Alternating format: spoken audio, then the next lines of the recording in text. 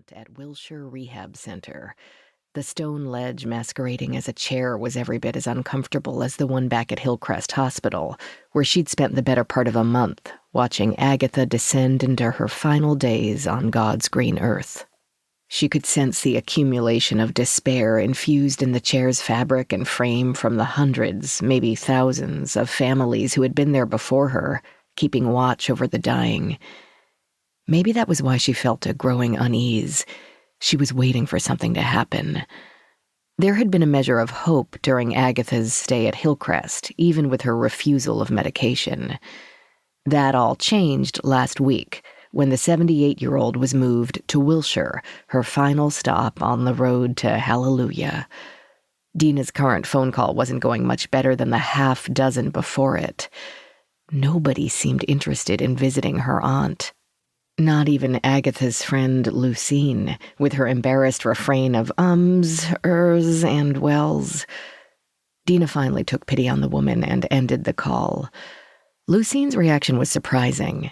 True, Agatha hadn't seen her old friend in years, but the two women had known each other for decades. Loyalty ran deep in the Syrian community. Deena could only suppose that when it came to Agatha Haddad, loyalty wasn't enough. Her aunt was difficult, and as old age had collected onto her cantankerous bones, she'd turned from bad to worse. One by one, the people in her life vanished, leaving Agatha alone on a sinking ship, with only Deena by her side. When the call ended, Deena sat quietly staring at Agatha's 4-foot, 11-inch frame, lying in bed like a nearly full sack of water, threatening to undulate at the slightest touch. Her aunt's face was round and bloated from years of too much food and drink, her chin-length gray hair lank and lifeless. There was no family resemblance between aunt and niece. At 58, Deena was a handsome woman with a small frame and a mass of gray-streaked curls falling over the collar of her tailored shirt.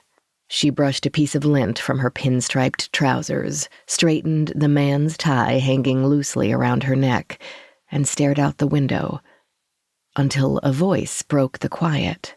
"How's it going?" Deena turned toward the door where her husband, Simon, was leaning against the frame with his hand in his pocket and his right leg crossed over his left. After 25 years, she still loved the look of him, tall and lean, with just enough awkwardness to keep him tethered to his younger self. "Lost?" she asked with a smile.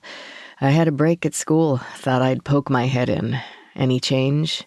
"Nope, still sleeping," said Deena. "I'm surprised to see you.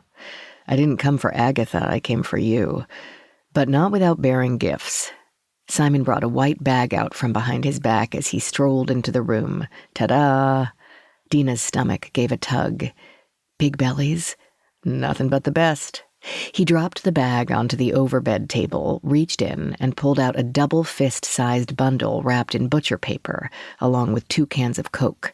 When he unwrapped the butcher paper, the heart-stopping smell of pastrami filled the room. "I even brought lentil soup for Agatha," he said. "That is, if she wakes up." "You're a lifesaver."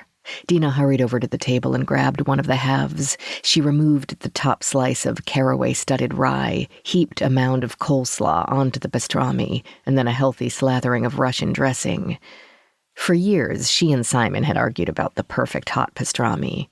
Simon insisted that anything but spicy brown mustard was sacrilege.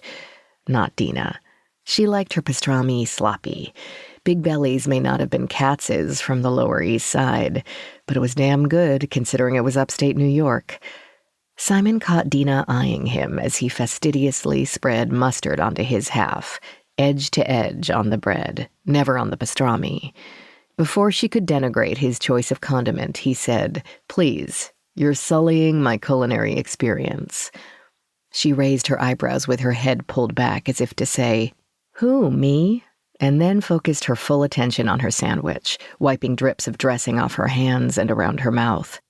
After not being hungry for days, Deena couldn't get it down fast enough. With nothing left but the wrapper, she dragged her finger through an errant drop of dressing and popped it into her mouth. She then took a thirsty pull from her Coke, leaned back, and said, "I could use a shower." Simon laughed. "Feeling better?" "A bit."